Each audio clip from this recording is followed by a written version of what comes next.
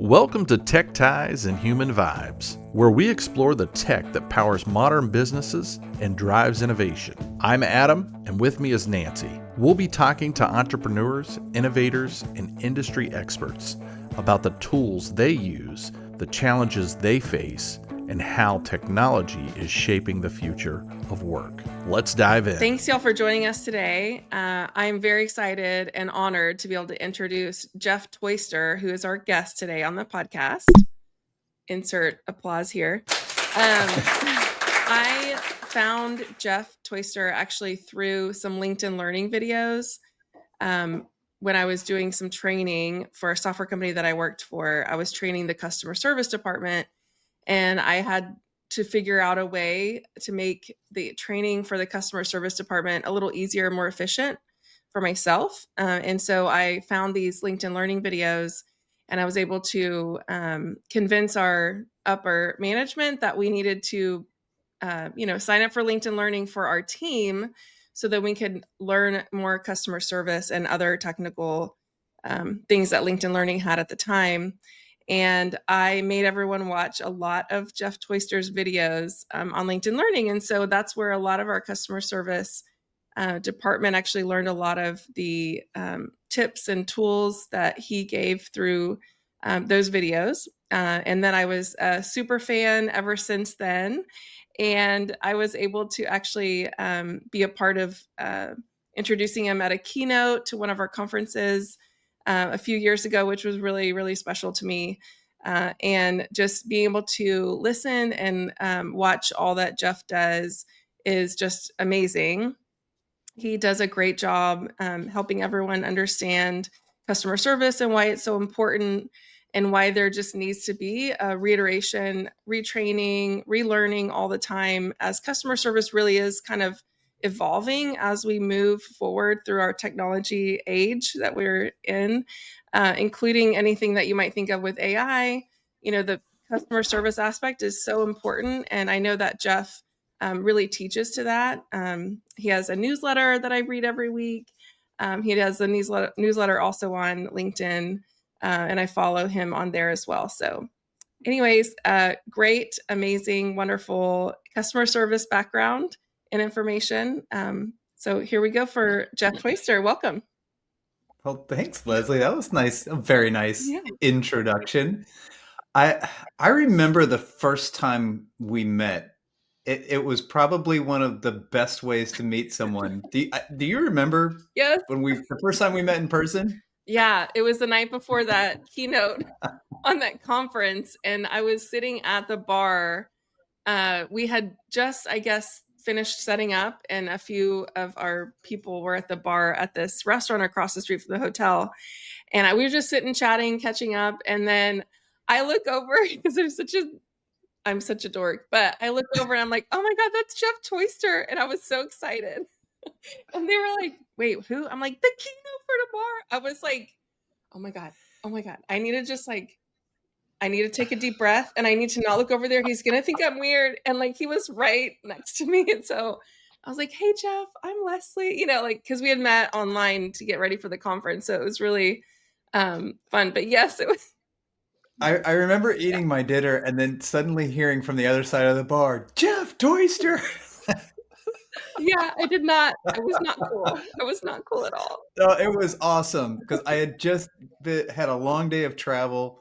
And I went to get a quick bite to eat. I'm thinking, all right, I'm tired. I need to regroup, get some energy. And just to hear that from across the bar, you don't know how much that meant. So I felt immediately welcome. Thank you for that. It was an unforgettable introduction. Oh, you're welcome. Thank you. I appreciate that note for sure.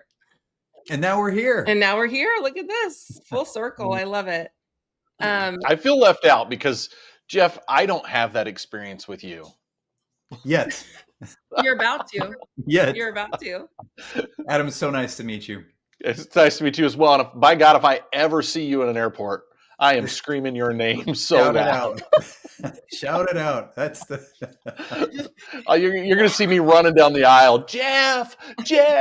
Oh, that's perfect. I'm looking forward to the day that happens.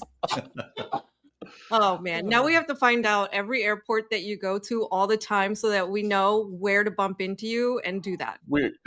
We are staging this, Yeah, that's for we're sure. staging I will tell you it. something that We're happens just as gonna a frequent traveler, and one of the parts of travel that I do enjoy is there are some flight attendants that I know, and they know me.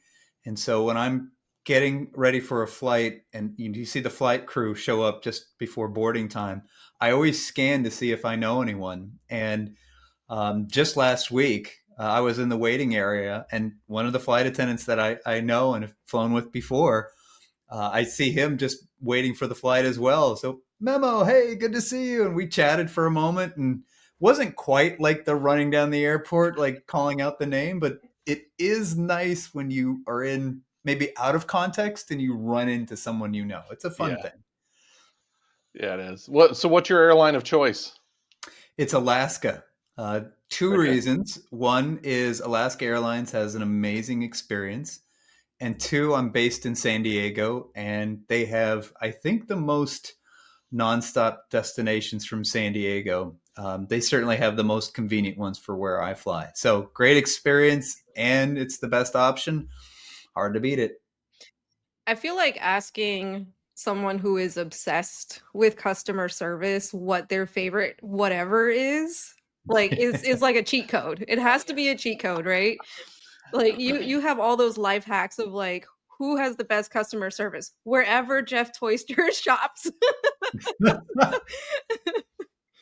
Well, and in fairness, though, what I might value could be different than what you value. Like Mm. airlines is a great example. A big part of your airline decision is based on where you live and travel from. And that really narrows the field down. Or if we're going to talk about like restaurants, for example, like what you enjoy in a restaurant and a good experience might be different than what I enjoy. So part of it, I would love to think I'm a tastemaker when it comes to service, but maybe it's just knowing what I want and enjoy and trying to gravitate towards that. There might be places you enjoy that I would not enjoy going to, and there's nothing wrong with the experience. It's just not right for me, or vice versa. Oh, that's fair. That's fair. So leading down that customer service path, I have Yeah. a question. What is your favorite whatever? Like, what's your favorite tech, I guess, and the experience around that tech? Oh, we're gonna go right to technology. Yeah, why not? I'm so tech agnostic. I care about people, and to me, tech is a tool. So the big picture answer is any tech that makes my life easier, I'm a fan of, and if it makes it harder, then I'm not so much a fan. So an example, we're using technology right now to have this conversation, and it's pretty awesome that we're able to do this and then share this conversation with other people. And I think that's a great use of technology. That's where it's fun. Now, on the other hand, when we have technology that um, maybe makes things more difficult for us to do our job, then that's frustrating. So I know you'd love for me to say, "Oh, it's this one tool," but I'm not going to do it. It's whatever makes it better or easier. Oh, I love that because when it comes to technology, it's both. So it's never just one thing. It does make your life easier, but eventually you'll run into problems and it's gonna frustrate you and you're gonna want to throw that device out the window. It It's very happens. true. That's why, IT providers exist and have jobs for that. That's why I had a job for many, many years. So uh, I love that. And speaking of technology, Hmm. I used to say that I was like the automation queen when it came to how we delivered our service within my MSP when I owned it. Because automation, everything. Like I don't know if you've ever seen the meme that's like either it's Oprah that's like you get a car and you get a car, or it's the little cartoon that's like on fire or something, and it's like we all do this, right? So that's like me when it comes to automation. I wanted to automate everything so that we didn't have to depend on people, right? And just know that as things are automated and if the flows are working correctly, everything's going to go smooth. It can be predictable. It's, it's going to work. But technology and you can't automate everything. So, Jeff, I know you have a particular viewpoint on this. Can you tell us a little bit more about that? Well, I should be real careful that my viewpoint is narrowly focused on customer service and those situations where as a customer I need some sort of advice or assistance. And what I found is that automation works really, really well in a lot of places, but what they have in common would be the customer's confident. It's something that tends to be repetitive, so it happens on a regular basis. And it's process driven, so you can kind of apply a set of maybe rules to it. So examples of things that we used to need a human for, but now automate: a password reset, or something as filling out a form to register someone for an event. That's automated. Asking a question and just getting factual information from a website or from a chatbot or something, that we can automate that. The other side of things, though, I think is when our customer is anxious. They don't have a lot of confidence. Automation doesn't really do a good job of helping us feel better. No. Especially if it feels confusing. Or if it's, instead of regular or repetitive, it's irregular or unusual, and it's outside the bounds of what automation is capable of. Or we just need a human to make a decision because it's outside of our normal process. So as an example, if you're automating a password reset, that used to require a human. It shouldn't now, but every now and then there's an error somewhere in the system. And that's where you might need a human to say, well, I've tried 5 times now to reset my password. It's not working. Where can a human help me out? And I think that's the interface, those unusual situations. We need someone to be able to help us. Yeah, to think outside of the process, to think outside of the norms, right? Because usually when you have a standard that you've put in place, it's usually outside of that standard when, as I call it, friction starts to happen. And you need a human, no matter what. And it's interesting how often those processes are designed without envisioning that a human would ever be needed. So the thought is that we're just automate it and then we can forget it. But that's not always how it works. I remember buying a shirt and the shirt came and it had a defect. So I ordered another shirt and the next shirt came with the identical defect. And so now it wasn't a one-off thing. It was this is probably a thing.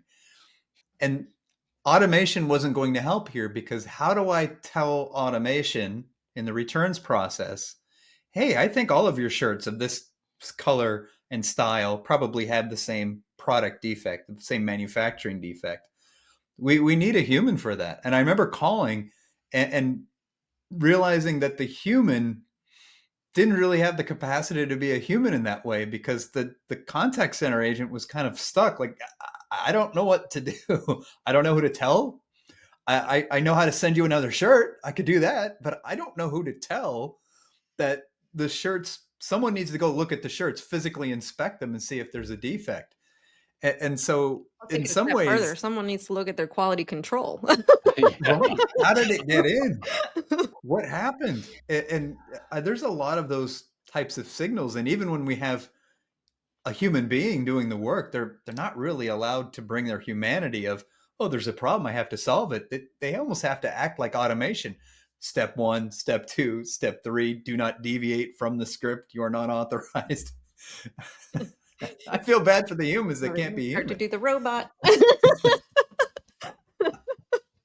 Oh my gosh. Yeah, absolutely. Funny enough, when I had my MSP, that's the one thing that I used to say: we're not robots.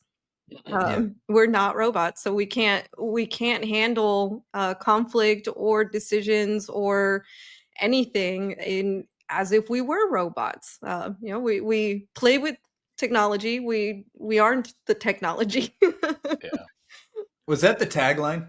We're not robots. Actually, yes, it was pretty much. Along with being, technologies, tissue, Kleenex. We were people Yeah. Kleenex. Yeah.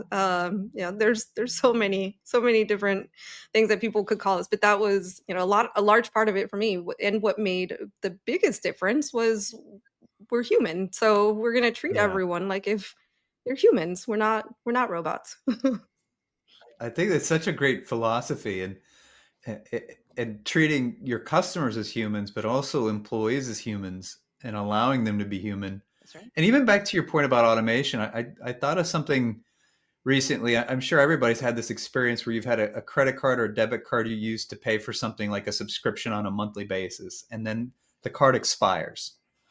And the best companies completely automate that. There's a service that you can use that will automatically update the credit card on file with the new expiration date. No effort needed. It's perfect. The next best would be a proactive reminder. Hey, your card's about to expire. That can be automated. And there's a very easy way.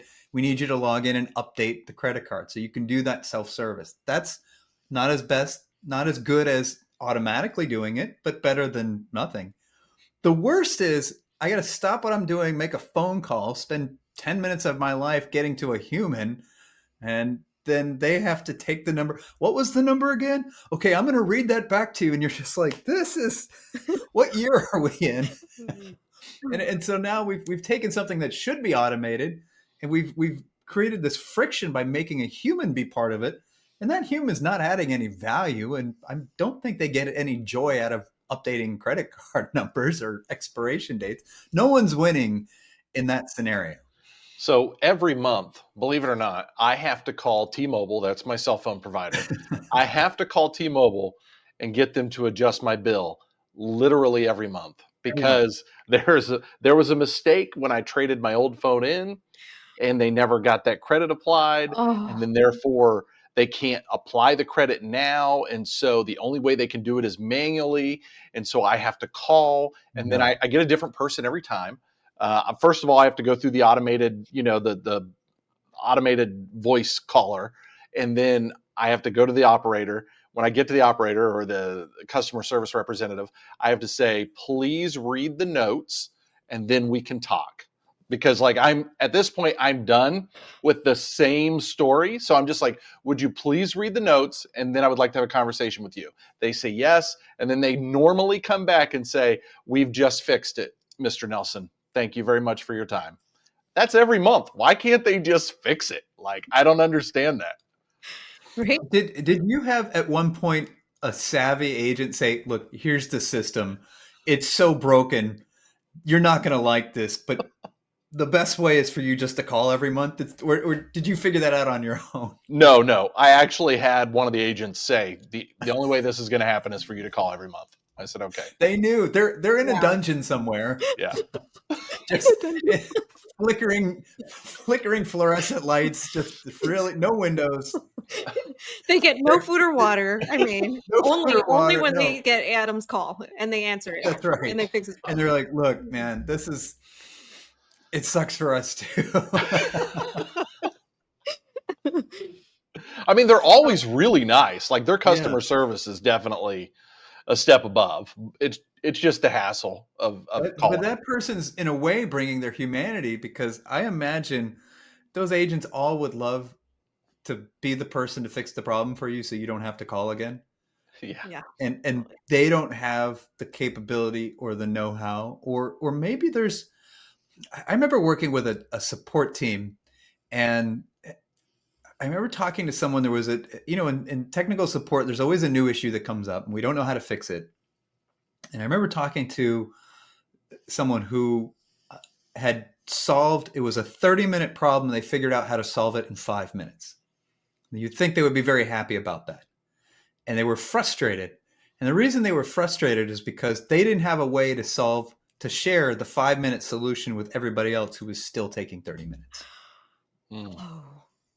That insight of the new problem, we haven't documented it, we haven't codified it. Interesting. And so even I have a lot of empathy for employees in support roles, because they most of them really, really want to help you, but often they're stuck saying, "Okay, I got to read the notes, and it's time for Adam's monthly call." And this is, what do we do now? Oh, okay, here we go. Here's how we fix it. Oh my God. Yeah, exactly. That's one of the reasons that it's so hard and frustrating when it doesn't go so easily, or when it's or when you're so frustrated beyond the point of being human at that point, right? Like how do you then, as someone that's sitting on the other end, have to just look at that and say, I have to de-escalate the problem first and then be able to help this person, because otherwise you're not going to be, you're talking to a wall at that point, right? And I think that a lot of people make that mistake where when you're already talking to a wall, if all you're doing is continuing that process, you are just bumping up against that wall over and over and over again. And that's frustrating for both people, as opposed to it being like, let me get you to calm down first. Let's breathe together. Let's take a deep breath together and then move on towards the problem, right? So it's not just one person being irate or whatever that may be, and then the other person just giving up or whatever, which you often see in support roles, which sucks. It does. You used, I think, a key word, which is together. There's a technique I call the partner technique, which is the very beginning of that situation with an upset customer. If you can position yourself as someone who is on their side. In face-to-face service, this literally means moving from face-to-face to standing next to them. If we're talking on the phone, or if we're on chat or email or a different channel, then we have to use language to do that. So, in your example, Adam, they just listening to you say, read the notes first, then we'll go forward. Being able to detect that and say, okay, give me just a moment, I'll read through that, versus trying to kind of fight you on that point. Like, no, I'm going to ask you these questions first, because that's how I like to do it. That partnering often will de-escalate. It leads to natural listening. And it's harder to be upset with someone who seems to be really trying to help us. Mm-hmm. So it becomes that first stage. The other thing that partnering can do is it allows you to move to what I call the acknowledge and refocus, which is we acknowledge the frustrations that someone might be feeling once they've gotten them out, but then we refocus everyone's attention on solving the problem. Because when you're upset and you keep kind of digging at the thing that's making you upset, that doesn't allow you to move beyond it. But when you feel like those emotions are acknowledged, and then we say, okay, well, let's find a solution to this. I mean, can you imagine if someone said, you shouldn't have to call every month. I am going to go to bat and find a way to prevent this from happening. And if they actually did, I mean, that person would be rep of the month, right? Oh yeah. I would love that person. Yeah. And it's that advocacy now of dealing with the systems, because that, I think the bigger picture is it's a challenge for everybody with these broken systems that don't allow people to easily or intuitively solve these problems. Yeah.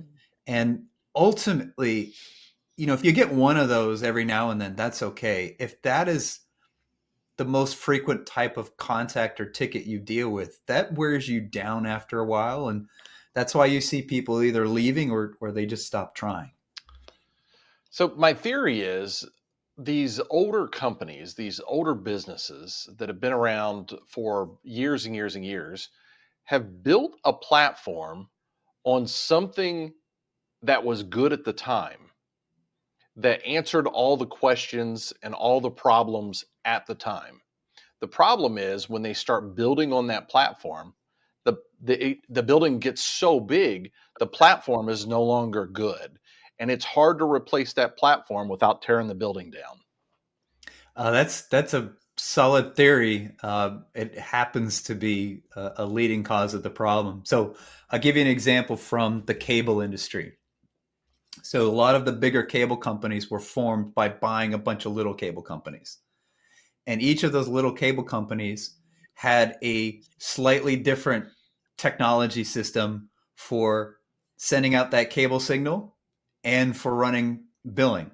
So now you merge these companies together, and we're trying to kind of put an interface on them to say, okay, we're all the same brand, but under the hood, the technology is different.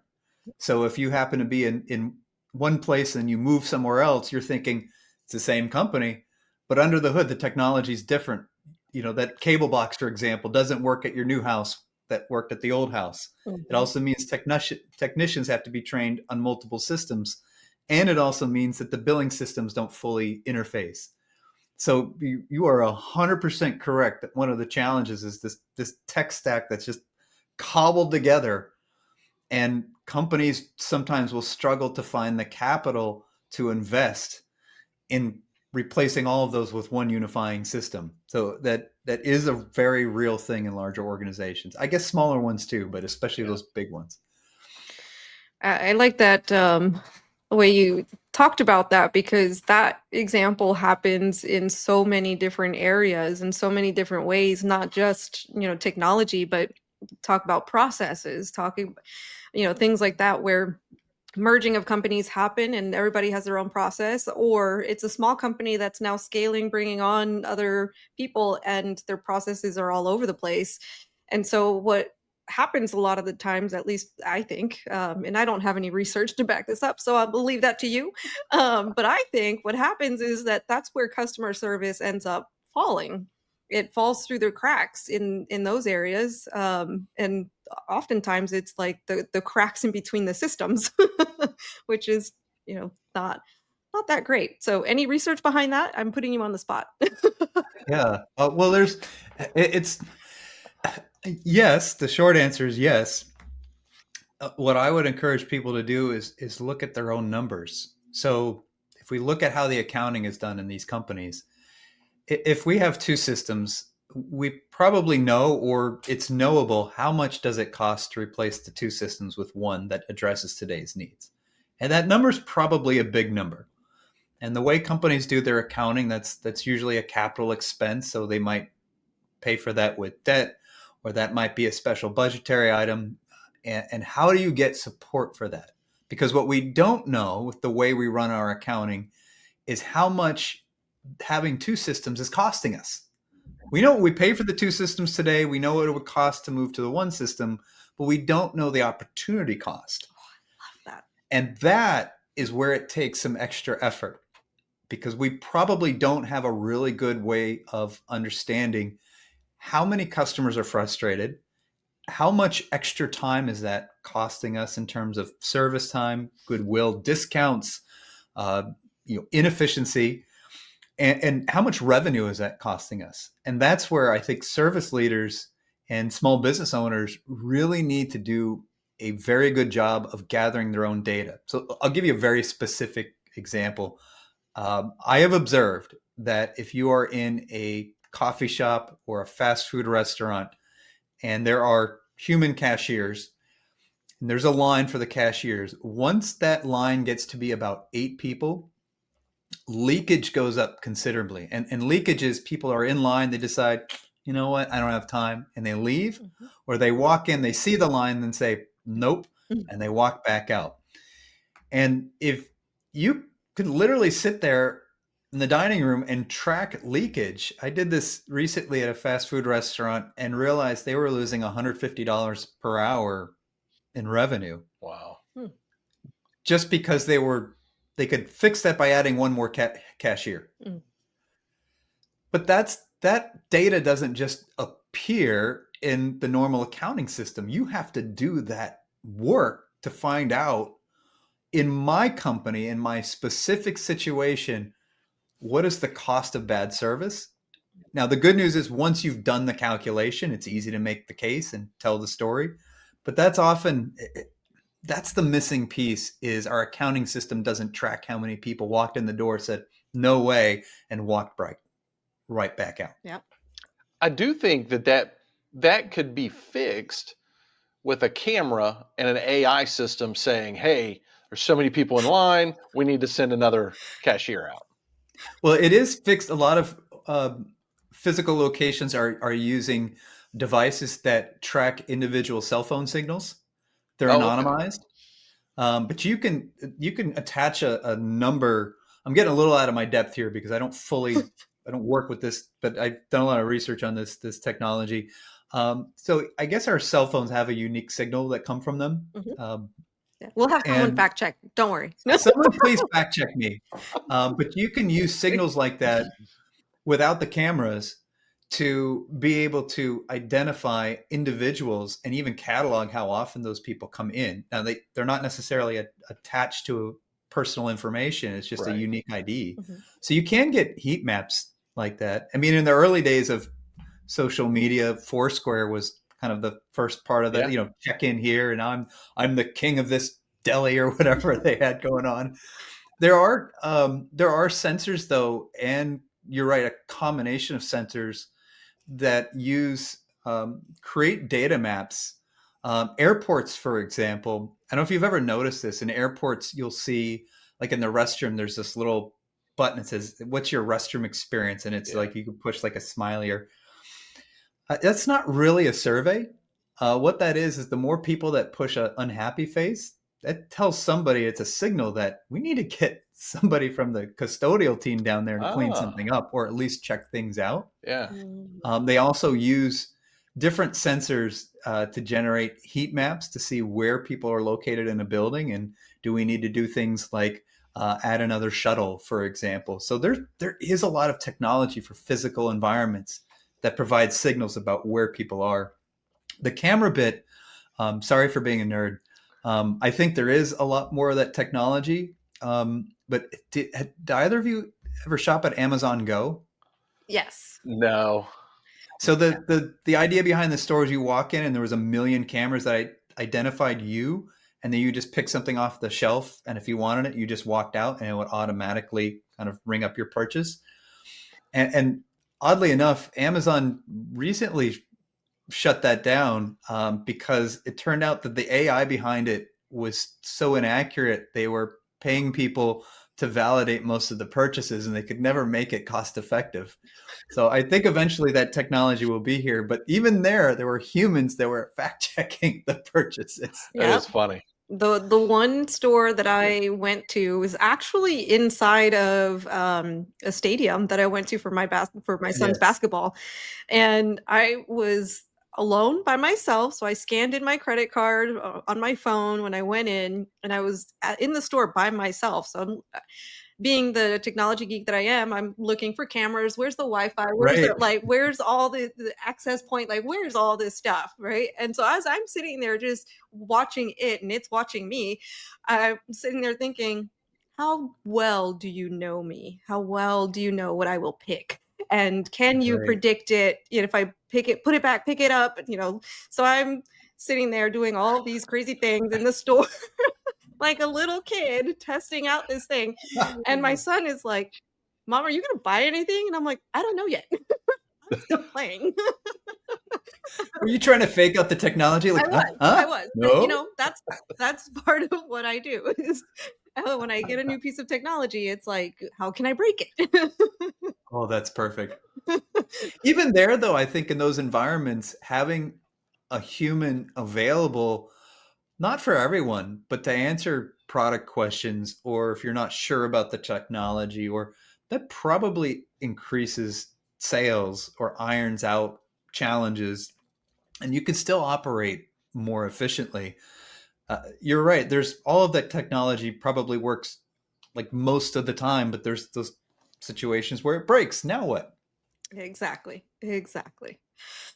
Well, we're reaching our time here, and I want to respect your time. So we're going to keep it moving. Jeff, thank you so much for being here with us. For those of you that were like, whoa, what happened? Where did Nancy come from?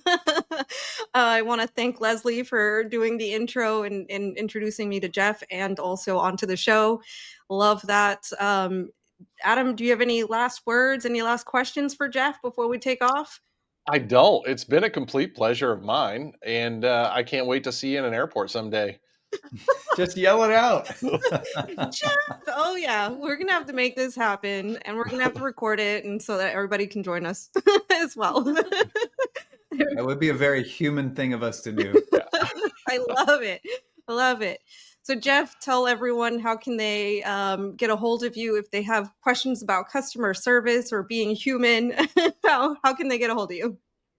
The easiest thing is if you go to my website, Toister, my last name, Toister, solutions.com/tips, you can get an email from me, one customer service tip per week. Now that's automated. If you reply to any of those emails, though, it goes directly to me, and we can have a conversation about customer service. And that's how a lot of people get in touch with me. And it's a fun way for me to learn about what people are doing in the world of service as well. Oh, I love that. I love that. Well, That you was heard it, great. folks. We'll have the notes for you and how to contact him in the notes, all of that, and we'll see you next time.